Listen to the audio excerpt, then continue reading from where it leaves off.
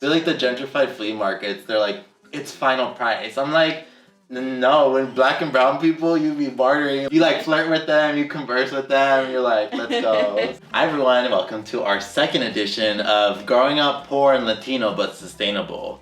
So what is your first take?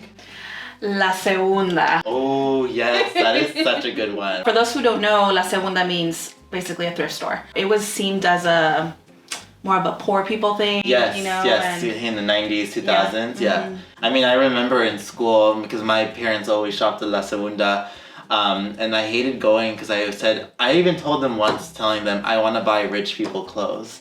Because I was getting bullied at school, predominantly by a lot of white kids. They would say I'm wearing poor people's clothes. I'm really glad thrifting's now very popular. Obviously, we have so much clothes in the market today. I'm not trying to shame people who do it. Yeah. But I'm just saying, like, it was really hard. I think, like, that was something that I realized that was sustainable. And until this day, I thrift.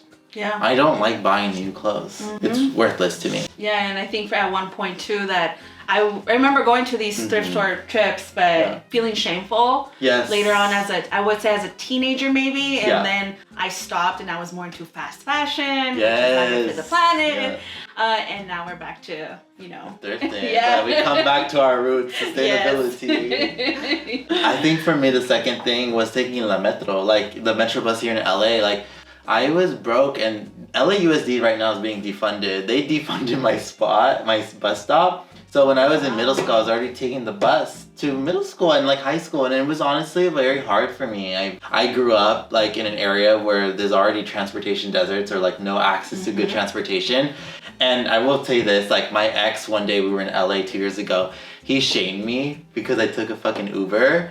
And he said, you should be taking the public metro. And I literally almost lost it with him because I said, I grew up for 18 years of my life taking the public metro. And you're over here telling me I'm taking a car and I should be shamed. I don't even have a license. Like, I have a permit. And you're telling me I'm being a bad environmentalist for calling Uber? That was a lost straw with him, honestly. Compared to other places, the metro, our public transportation here is not the best. So like, it takes a long time sometimes to get from point A to point B. You're sometimes waiting 2 to 3 hours. Yes, so. It was really bad. Yeah. So no, I lived my metro days and I'm good now. You're good now. I'll take Uber. El swap meet. Yeah. That's another one. What is the swap meet? Well, the swap meet is basically like a flea market. Yeah. There is some new stuff, but there's also some used stuff. Yes, a lot of used stuff. Good food, good Mexican treats and all that. Definitely something that I grew up going to. My mom would pick up telas. Oh yes, my mom too, yeah. And something that eventually I kind of felt ashamed of going because, like, what if someone from high school sees me? Oh my God. Because I'm not going to the mall, you know? And I think for me, like, the gentrified versions of the flea markets, like, in LA now, I'm like, okay, like, I get it. There's really good people there, but I'm just like, no, I don't like paying $50 for something. The swap meets were actually really funny. I have this funny story where I wanted this little toy. It was like a Pokemon.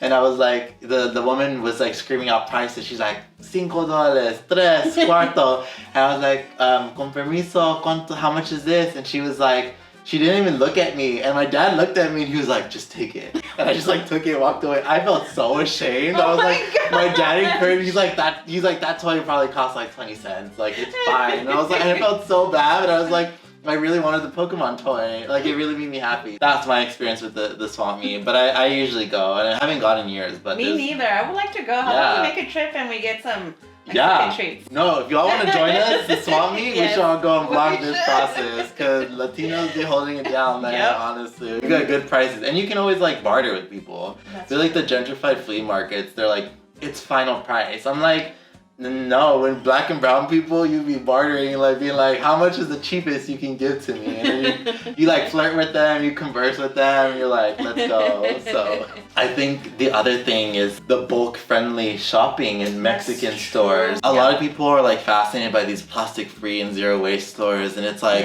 this shit has existed since like for decades. Like if you go to a lot of black and brown or POC businesses, they usually have plastic-free items like the spices, los chiles, los frijoles, like the beans. Like everything was plastic free. And I know that sometimes they would offer you plastic bags, but they don't care if you would put it in a jar, or they would, as long as it's packaged, that's what they wanted. And so I think for me, like, I was not really fascinated when people were like plastic free shopping. I was like, my mom did that.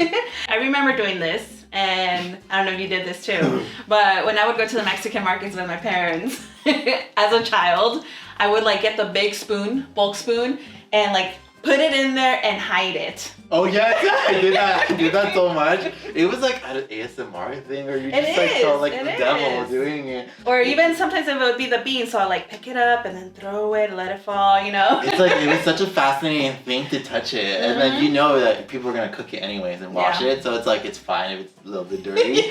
Oh, la lavanderia. The laundromat. Oh, yeah. Okay, so I think with laundromats, like, okay, I grew up sometimes going with my mom a lot. One thing that people don't tell you about laundromats is that there's always gossip with the tias and like the old women that are there. Like, there's always shit that's going down the laundromats. But I think in terms of sustainability, it's like, I guess it's better to be in the laundromats than doing laundry personal, because you're actually able to do bulk than versus just individual things. Small loads, yes. And I mean, honestly, I hated it every time because it's fucking hot in there. Like, I was always sweating and dying like in the sauna. I was like, like, I cannot stand here. I'm gonna die. And you grew up in the valley, right? Yeah. So in the valley, it's hotter. I'm a valley boy, yeah. So it's like, it was so hot, and I was just like, oh my god, like, I cannot be here. But did you like it growing up? We were fortunate that at our apartment complex, we did have some laundry there. I remember going and washing over there. Yeah. But it was in the same way. There was a bunch of, like washing machines and dryer machines. We were just lucky that the apartments we lived at had the washers and dryers there. Yeah. I'm jealous. I guess I was literally downgraded.